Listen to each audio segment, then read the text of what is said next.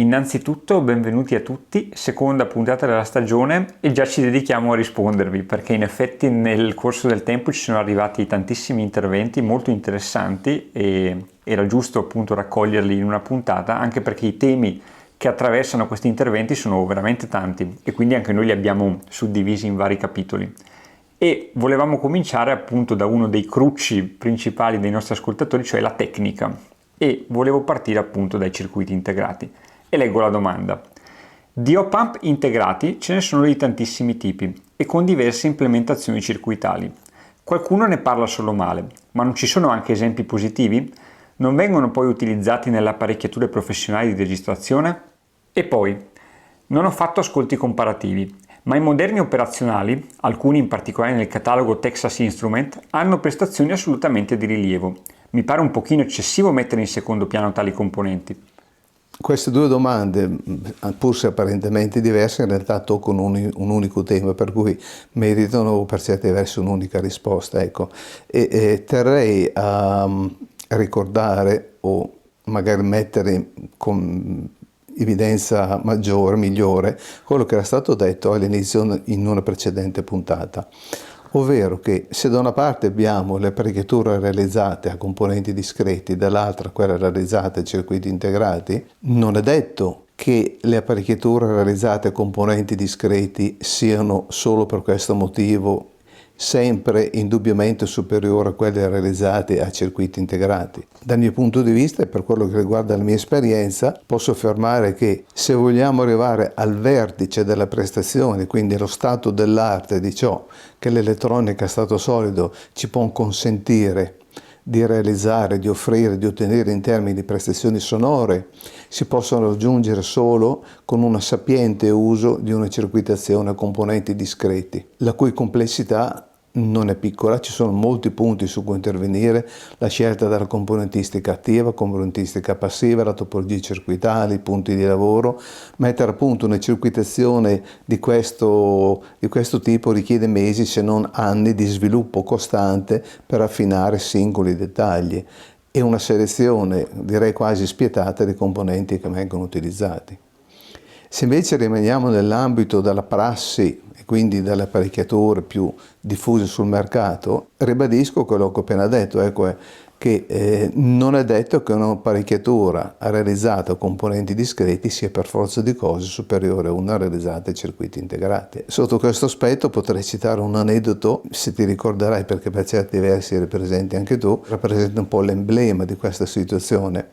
Ovvero, qualche tempo fa abbiamo avuto nella nostra sala d'ascolto, portata da un cliente, una catena di elettroniche per amplificatore più amplificatore finale, realizzata da un costruttore famoso per i suoi diffusori.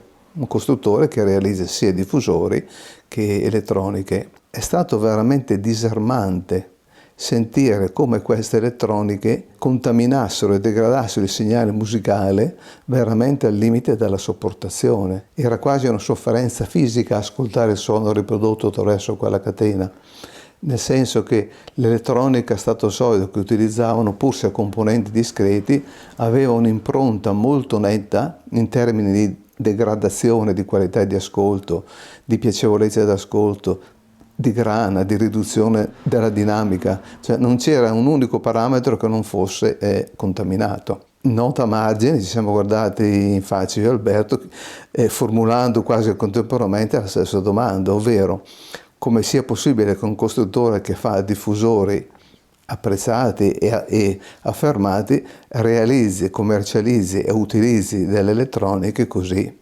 penalizzanti in termini di ascolto.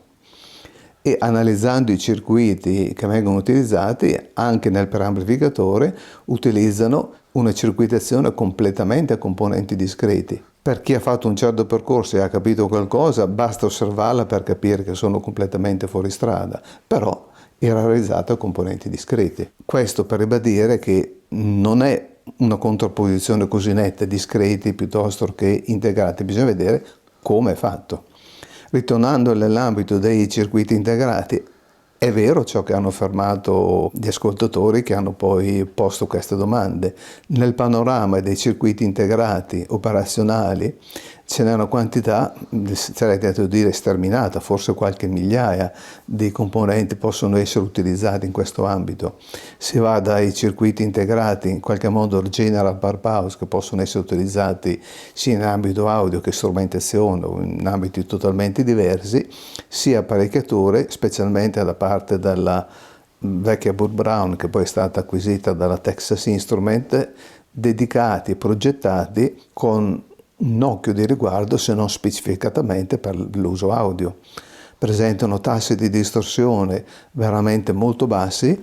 A livello di circuitazione interna si capisce che sono state fatte per ottenere certe prestazioni in termini di risultati sonori, tant'è che alcuni di essi suonano decisamente meglio di tantissime circuitazioni o componenti discreti. Quindi invito a approcciare il tema non in un modo di creare una contribuzione netta, ecco, bisogna entrare nel merito e capire che cosa è stato implementato in quel particolare apparecchio, quali sono i circuiti integrati che hanno utilizzato. Per chi li ha provati, come me un po' tutti, sapendo il circuito integrato che hanno utilizzato si può già sapere, prevedere quale sarà l'impronta sonora che ha l'apparecchiatura.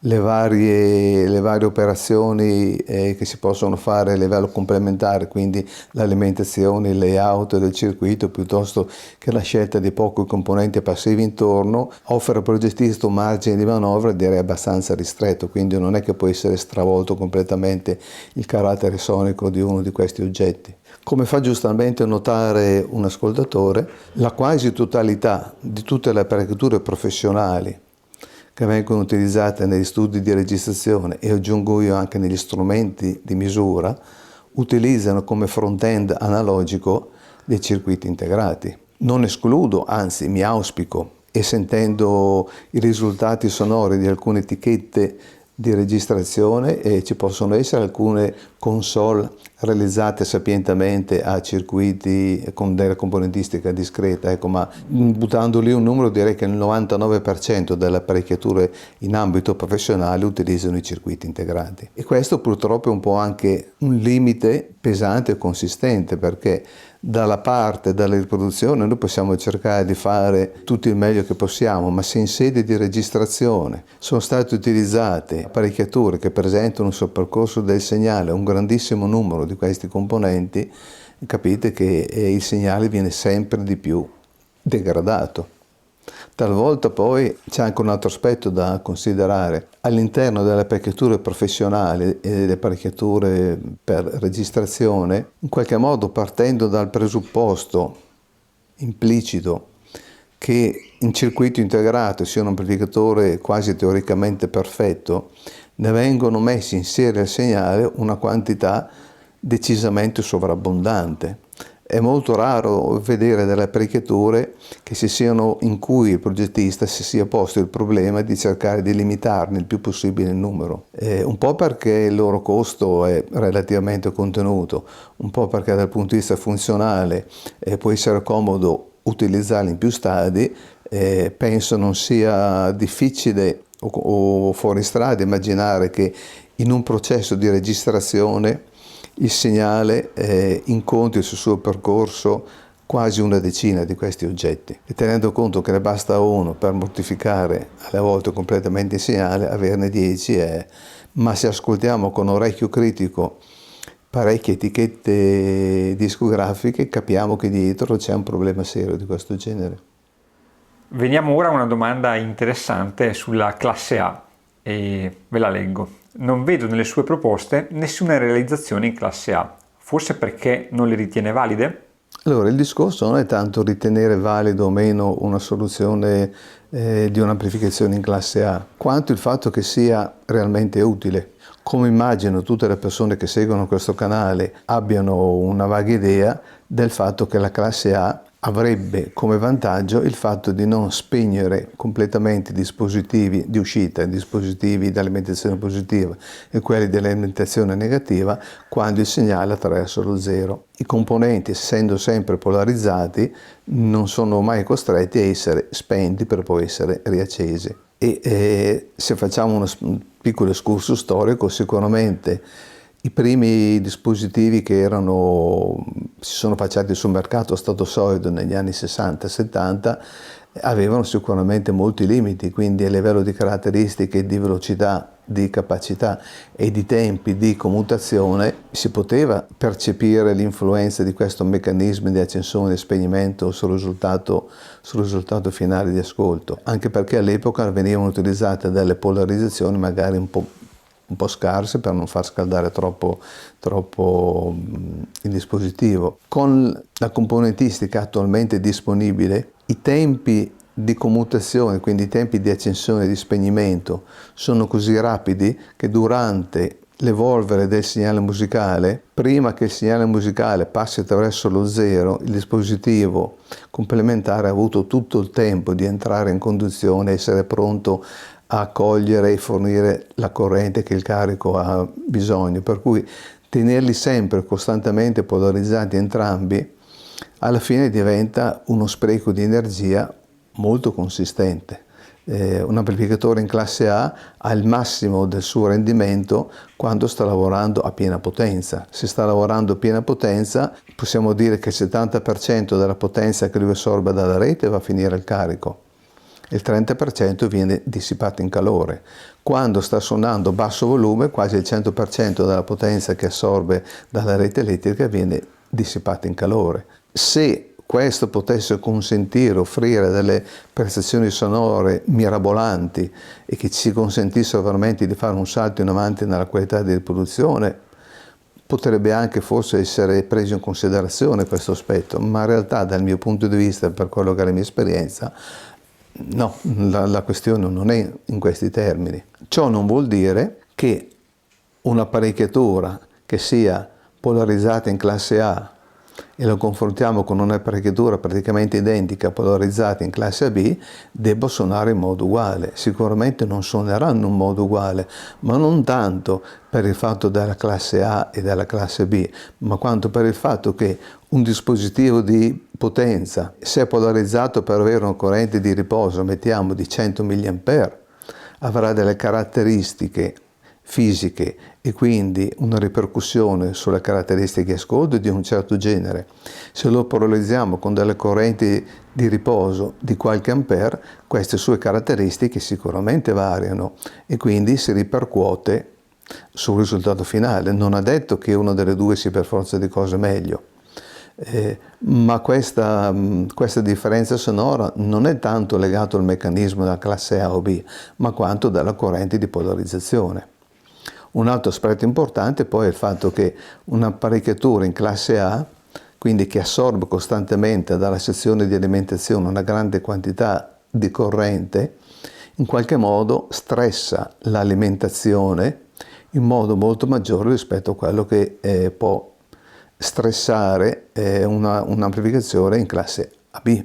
Quindi condensatori di alimentazione, ponti di trasformatori costretti a erogare in modo continuo delle correnti molto alte avranno sicuramente delle caratteristiche sonore diverse, ma non è affatto detto che debbano essere migliori. Diverse, ma non c'è una garanzia di miglioramento. C'è da considerare però un altro aspetto che nel mondo dell'alta fedeltà è purtroppo molto diffuso, ovvero quello dell'autosuggestione.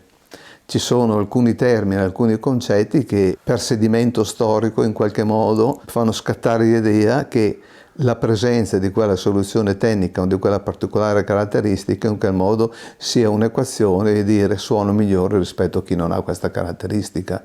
E potremmo prendere una quantità infinita di questi aspetti tecnici che vengono considerati delle icone di riferimento di qualità, al di là della classe A. Venendo all'apparecchiatura norma, ecco, tutti gli stadi di amplificazione sono polarizzati in classe A, quindi dagli stadi di ingresso, gli stadi driver, gli stadi di guadagno. La corrente di polarizzazione nelle amplificazioni di potenza è stata dimensionata per ottenere quello che secondo me è un giusto compromesso fra la qualità di ascolto e il consumo di corrente. Sarebbe stato anche relativamente semplice incrementare la corrente assorbita a vuoto, ma questo qui non avrebbe minimamente spostato, influito sulla qualità di ascolto. per cui alla fine in qualche modo mi sento di rassicurare chi si pone questo problema, che le scelte che sono state fatte per ottenere le prestazioni sonore che riteniamo essere le più adeguate. Ecco adesso un altro tema che stimola moltissimo l'attenzione degli ascoltatori, cioè il rapporto tra vintage e moderno. E abbiamo riunito insieme due domande che affrontano la situazione da due punti di vista diversi. Allora, la prima è la seguente. Salve, questo vuol dire che gli amplificatori con circuiti integrati suonano maluccio. Oggi sono tutti fatti così purtroppo. Allora erano meglio i vintage a componenti discreti, compresi i valvolari anni 60 e 70? E poi la successiva. Buongiorno e grazie per la spiegazione chiara e accessibile, anche ai semplici appassionati non tecnici. A mio avviso sarebbe interessante realizzare un video di confronto tra apparecchi, elettroniche e progetti hi-fi vintage e moderni. Credo che sia una delle questioni più dibattute e su cui tutti dicono tutto e il contrario di tutto. A dire di tanti, il settore hi-fi, che sempre un settore elettronico è, sembra essere andato indietro con elettroniche che oggi costano 10 volte tanto e rendono 10 volte meno rispetto a quelle realizzate 30-40 anni fa. È davvero così? Il progresso tecnologico ha peggiorato il settore hi-fi? Una domanda, anzi due domande, specialmente la seconda, abbastanza provocatoria, che tocca in modo radente e orizzontale molti temi in questo ambito. Cerchiamo di cominciare dalla prima, ecco. Il fatto che le apparecchiature vintage in qualche modo fossero esenti dai circuiti integrati, a parte che non è del tutto vero, nel senso che, ad esempio, pensiamo al fatto che molti amplificatori giapponesi negli anni 70-80 avevano come amplificazione di potenza dei moduli integrati della Sanken, ai quali veniva affidato completamente il compito di fare l'amplificazione. Ecco, quindi se magari non avevano un uso massivo di circuiti integrati nella sezione per amplificatrice, era più frequente, specialmente, ripeto, in quelli di origine giapponese, trovare questi moduli già belli e pronti nei quali il segnale veniva amplificato. E poi aggiungerei che, come abbiamo toccato nella risposta precedente sulla contrapposizione circuiti integrati e componenti discreti, ecco, se è vero che non utilizzavano all'epoca circuiti integrati, è altrettanto vero che nelle circuitazioni che venivano tipicamente utilizzate in quegli anni c'erano comunque presenti parecchi punti deboli. Ad esempio, molto spesso negli stadi di preamplificazione l'alimentazione era non simmetrica, quindi positiva e negativa. Questo costringeva a utilizzare dei condensatori sul percorso del segnale. Infatti è frequente, se non praticamente in tutte le apparecchiature di quegli anni, trovare il classico condensatore elettrolitico all'ingresso piuttosto che il condensatore al tantaglio, i condensatori interstadio, e fra le due, fra la presenza di circuito integrato e di un condensatore in serie, onestamente non so dire quale delle due sia peggio. Nel senso che il suono viene colorato e manipolato probabilmente in due modalità diverse, ma nessuna dei due ne è esente. Se poi pensiamo che nel corso degli anni questi condensatori sicuramente hanno perso parte delle loro caratteristiche, si sono degradati, se uno volesse utilizzare quelle apparecchiature, la prima cosa da fare sarebbe andare a cambiare i condensatori innumerevoli spesso che si trovano sul percorso del segnale. C'è anche da dire che in quegli anni probabilmente c'era una visione in certe apparecchiature un po' scolastica dell'alta fedeltà e dei circuiti di amplificazione. Se ne andiamo a analizzare dal punto di vista circuitale, vediamo che come uno studente che ha fatto molto bene i compitini, preso il suo transistor polarizzato, il guadagno che deve dargli, eccetera, eccetera, condensatore in ingresso, condensatore in uscita, dal punto di vista funzionale nulla da eccepire, ma non sembra di cogliere dietro questo uno sforzo e un impegno profuso a cercare di ottimizzare i singoli aspetti per ottenere certe caratteristiche sonore. Per certi versi, in questo rispondo un po' anche alla seconda domanda. Nell'escursus storico, che cos'è accaduto? Che negli anni 70, se vogliamo far coincidere il vintage con gli anni 70-80, probabilmente c'era molto più cultura musicale, c'era molto più gusto e capacità di percepire il bello dell'espressione musicale, ma la parte tecnica era in qualche modo ancora un po' da costruire, ancora un po' in embrione. Nell'andare del tempo alcuni tecnici hanno fatto un percorso di maturazione, di evoluzione, hanno compreso quali potevano essere le caratteristiche tecniche e come esse si ripercuotevano nell'ambito di ascolto. Quindi è stato, ripeto, non in tutti i tecnici di questo settore, ma in alcuni c'è stato un processo di evoluzione che li ha portati a concepire delle apparecchiature che avessero delle caratteristiche sonore di produzione decisamente più interessanti, perché ne avevano compreso il meccanismo di funzionamento, cosa che negli anni precedenti probabilmente non era vero. Ma dall'altra parte, parallelamente, queste figure sono in qualche modo una nicchia.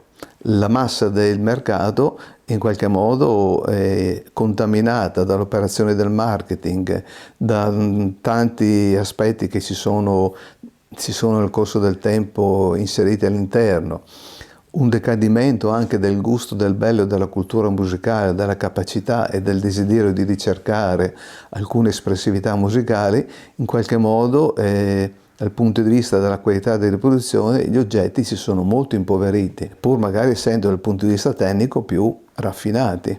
Quindi ci sono diversi elementi che nell'evolvere del tempo si sono interconnessi e collegati fra di loro. E quindi se è vero che prendendo a caso un amplificatore di oggi, un amplificatore vintage degli anni 70-80, potrebbe essere che quello degli anni 70-80 in qualche modo suoni più appagante, è altrettanto vero che sicuramente non è più fedele di uno di oggi. In qualche modo, almeno me personalmente, darebbero fastidio entrambi, ma sotto due modalità diverse. Ecco, quello dell'epoca vintage, capisci che quello che fa lo fa in un modo sincero, però è un sincero con dei limiti, che se fosse una persona dice sì, sarà anche simpatico quello che vuoi, ma la galleria mia, non ci arriva a fare certe cose, ecco.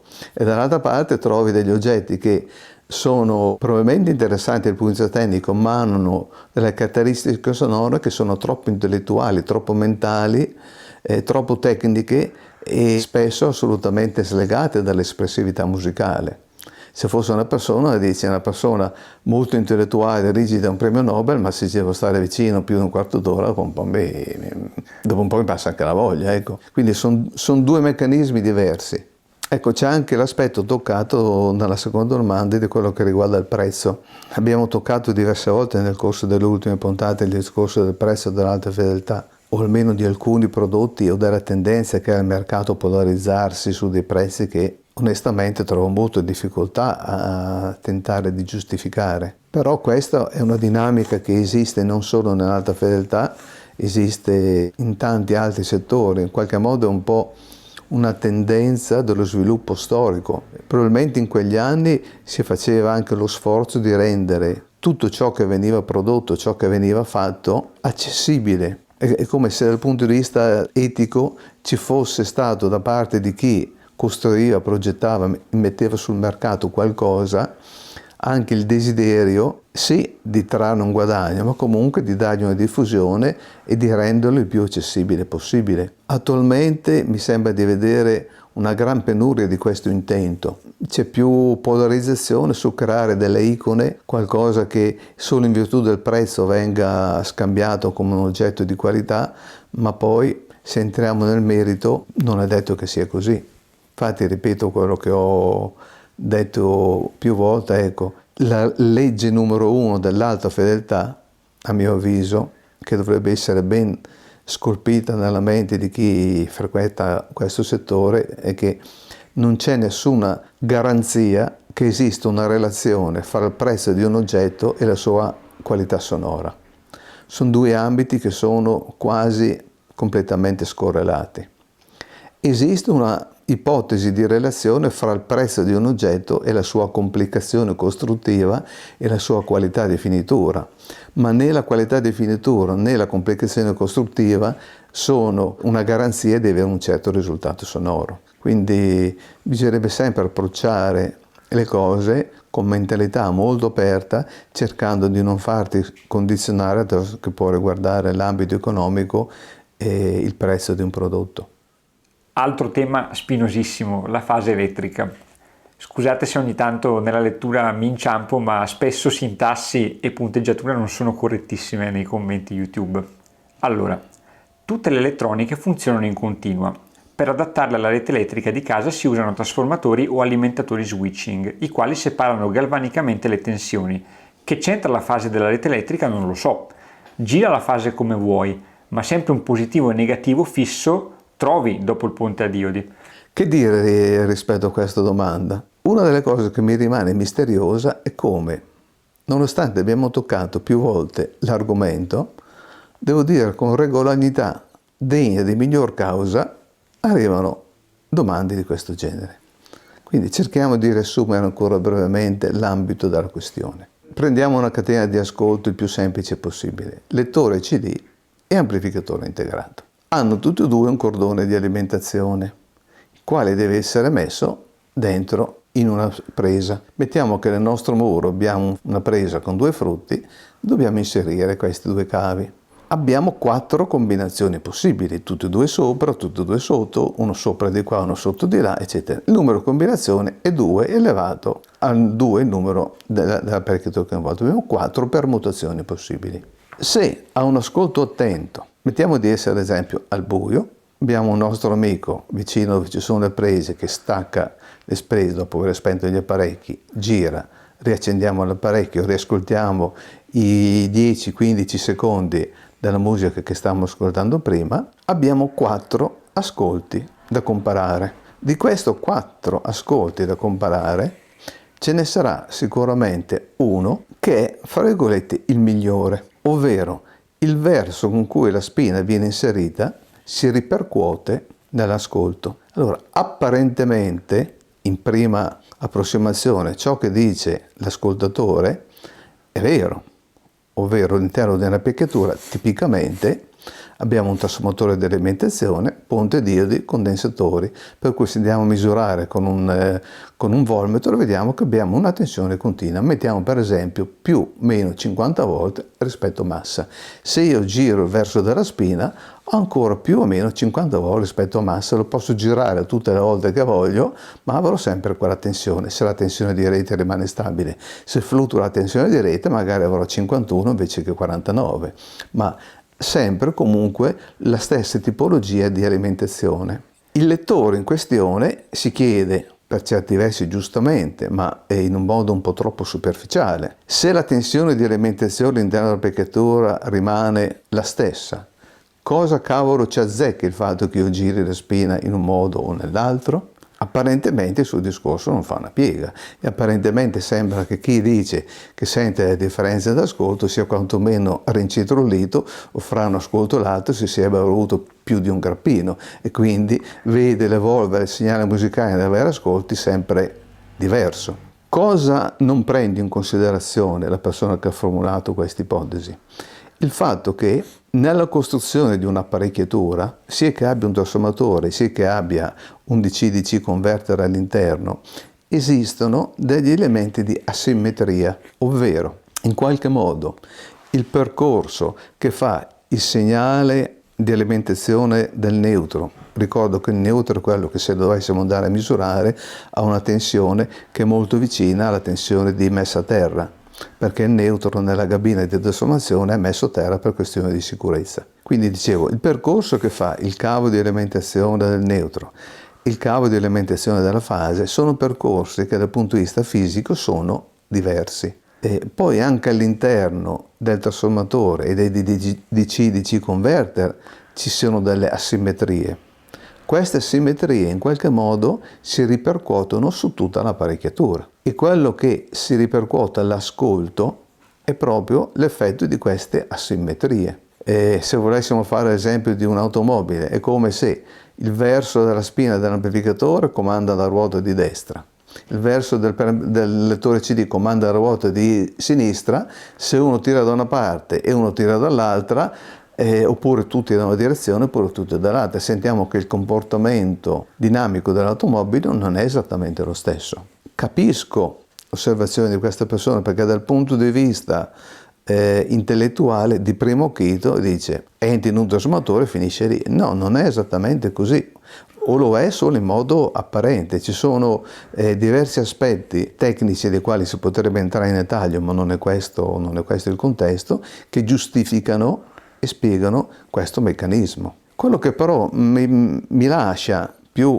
non dico stupito e neanche sorpreso, ma ecco, dall'altra parte avete una persona che ascoltate per X minuti e vi formula un pensiero, vi mette al corrente di un'esperienza compiuta, eccetera, eccetera. In un caso come quello della rete elettrica, il girare delle spine, che ha un costo nullo, mi chiedo, ma perché non esiste una sana curiosità di provare a fare esattamente la stessa cosa e vedere cosa succede? Se ho affermato che il miglioramento può essere anche consistente a costo nullo, cioè se qualcuno mi dovesse dire una cosa del genere in un altro ambito, personalmente sarebbe la prima cosa che andrei a sperimentare.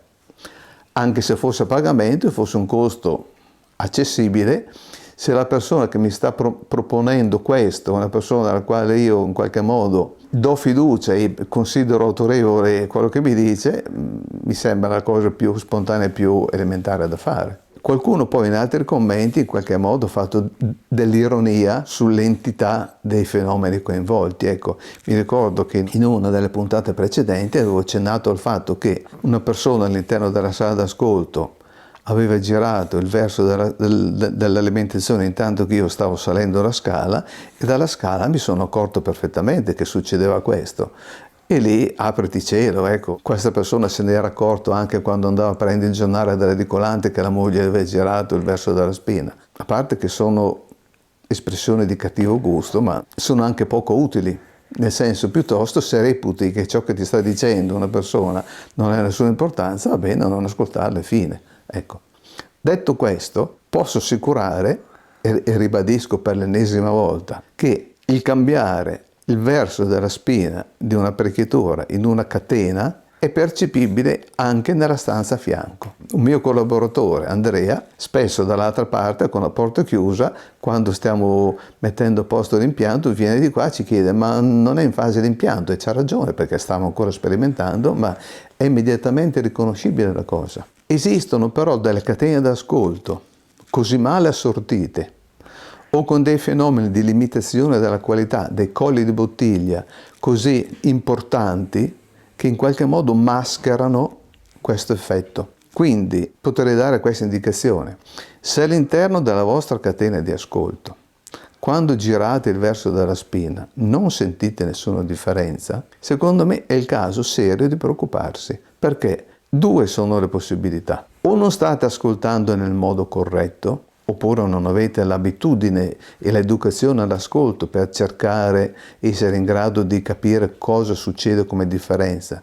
Quindi il vostro orecchio magari sente la differenza, ma il cervello non è in grado di dargli un significato. Oppure all'interno di tutta la catena esistono dei colli di bottiglia, che possono essere innumerevoli, che in qualche modo mascherano questo effetto perché corrompono la qualità a un livello tale che questi fattori vengono in qualche modo mascherati e cancellati da questo, ovvero non gli è consentito di emergere in evidenza. Ma se una catena è correttamente equilibrata, non c'è dubbio che non debbano emergere delle differenze. Siamo arrivati quasi alla fine delle domande relative agli aspetti tecnici. La prima di queste è relativa ai controlli di tono e recita: i controlli di tono sono utilissimi per adattare al meglio l'impianto alla stanza. Con la scusa high-end i costruttori risparmiano. Allora, posso essere d'accordo che in certe apparecchiature si capisce che l'approccio, l'obiettivo, il desiderio, la spinta iniziale che c'è con l'apparecchiatura è tutto tranne high-end, il fatto di non metterci in qualche modo diventa una fonte di risparmio. Ecco, tanto l'apparecchiatura suonava già così male di per sé che ci fossero o meno controlli di tono non avrebbe spostato molto la situazione. Ecco. A parte questa che può essere quasi una battuta, giusto per rispondere all'ascoltatore, anche qui mi sentirei quasi di ricollegarmi un attimo alla risposta che ho dato per quello che riguarda la fase elettrica. In prima approssimazione, direi in modo molto superficiale, la cosa può avere una parvenza di verosimiglianza, di veridicità, ma se vogliamo entrare un po' più nel merito, in profondità di quanto viene affermato, ecco, non sarei molto d'accordo, nel senso che le caratteristiche acustiche di una stanza derivano da fenomeni fisici che non possono essere compensati con l'uso di controlli di tono. Al limite possiamo cercare di rendere meno disastrosa una situazione, specialmente nella gamma bassa. Se non abbiamo avuto la capacità o la possibilità di collocare il diffusore, il punto d'ascolto nella posizione corretta, e quindi abbiamo magari una gamma bassa troppo in evidenza, direi nel 90% dei casi, o troppo scarsa in un 10% dei casi, con controlli di tono possiamo andare in prima approssimazione a cercare di riequilibrare un po' la situazione. Per quello che riguarda la gamma alta, o siamo in un ambiente molto assorbente e quindi gli diamo un pochettino più di enfasi nella gamma alta, o abbiamo un diffusore che trapana sugli alti, tiriamo giù leggermente i toni, ma comunque si tratta sempre di fenomeni compensativi di prima approssimazione. Detto per inciso, anche nel video precedente, quello con Eros, quando siamo stati a casa sua, ci è bastato dedicare un paio di ore di tempo nel trovare il punto d'ascolto ottimale, sia come posizionamento della seduta che posizionamento delle casse, perché la irregolarità nella gamma bassa fosse quasi completamente assente e il suono diventasse corretto. Quindi invito molto di più a lavorare in questa direzione piuttosto che ruotare una monopolo per cercare di compensare quello, anche perché un diffusore messo in una posizione non corretta non si porta dietro solo il problema della gamma bassa, si porta dietro tutta un'altra serie di aspetti. Se vogliamo invece un ascolto un po' più raffinato, un po' più di qualità, un ascolto che entri di più nel programma musicale, nell'espressività musicale, allora entrano in merito molti altri parametri legati alla qualità del segnale che arriva ai diffusori. Sotto questo aspetto la presenza sul percorso del segnale dei controlli di tono non può che essere nefasta. Il segnale viene contaminato ancora di più per la presenza di questi circuiti. Quindi se apparentemente a livello di estetica io in qualche modo, bilanciando un po' la situazione a livello di estetica sonora, a livello di qualità sonora, sicuramente ho un decadimento della qualità. Se di fronte a questa osservazione la persona che ha formulato questa domanda o chiunque altro si sentirebbe di affermare che l'influenza del controllo di tono per lui è nulla, ripeto quello precedente che ho detto prima, o c'è qualcosa che non torna nella modalità di ascolto, o c'è qualche altro fattore limitante all'interno della catena d'ascolto. Concludiamo il capitolo tecnica con una dichiarazione perentoria, più che una domanda, legata agli strumenti di misura, che recita proprio così: uno strumento non ha caratteristiche sonore. Quando ho letto questo commento, per certi versi molto simile a commenti che erano arrivati in precedenza relativamente a questo argomento, mi ha colto come una sorta di senso di frustrazione simile a quello che può avere un insegnante alle scuole elementari dopo che con tempo, con pazienza e dedizione è riuscito a portare gli alunni nel difficile compito di fare la somma 3 più 2 uguale a 5. E dopo aver fatto questo percorso uno studente gli chiede: ma professore, ma 2 più 3 quanto fa? E capite che in quel momento il professore può porsi una domanda, può dire: ma ho sbagliato qualcosa, avrei dovuto esprimermi in modo diverso, c'è qualcosa che dovevo dire e non ho detto, perché dovrebbe essere implicito il risultato di questa somma. Ripartiamo dall'inizio. È vero che uno strumento non ha caratteristiche sonore, se con questa affermazione intendiamo dire che uno strumento debba riprodurre della musica. Gli strumenti di misura non sono fatti per riprodurre della musica, sono fatti per quantificare dei fenomeni e purtroppo molto spesso sono utilizzati per qualificare dei fenomeni, quindi per dare o per tentare o per immaginare o per supporre o per avere la tracotanza di immaginare che un risultato numerico possa essere equivalente di un ambito di qualità. Allora, la mia affermazione relativamente al suono degli strumenti di misura segue questo processo logico, ovvero Se io utilizzo uno strumento di misura per cercare di qualificare un risultato di ascolto, vuol dire che lo strumento è in grado di misurare la qualità di ascolto.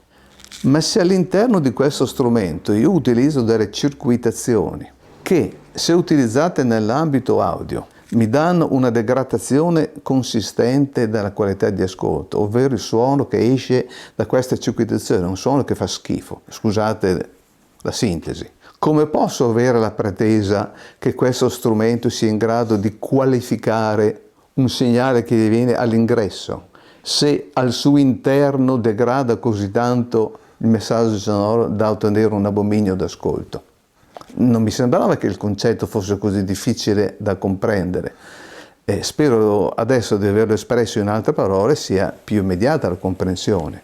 Quindi so che uno strumento non suona, però poniamoci seriamente la domanda. È realizzato anche lui con della componentistica elettronica. Questa componentistica elettronica, nel percorso del segnale, che tipo di degradazione subisce e quindi il risultato dalle misure di questo strumento, fino a che punto io lo posso ritenere attendibile al netto di ciò che è la sua degradazione di qualità?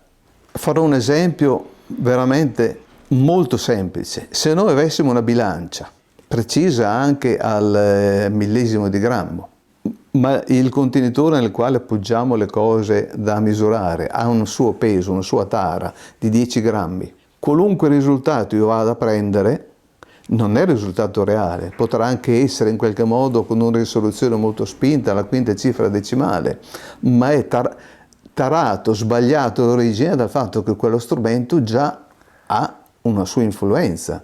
E se in quel caso della bilancia può essere molto spesso facilmente risolvibile azzerando col pulsante di taratura, quindi togliendo l'effetto della tara del contenitore nel quale inseriamo l'oggetto che deve essere misurato, in uno strumento di misura questa cosa può essere realizzata solamente in ambiti di misura molto circoscritti, ma che non sono quelli che riguardano l'audio.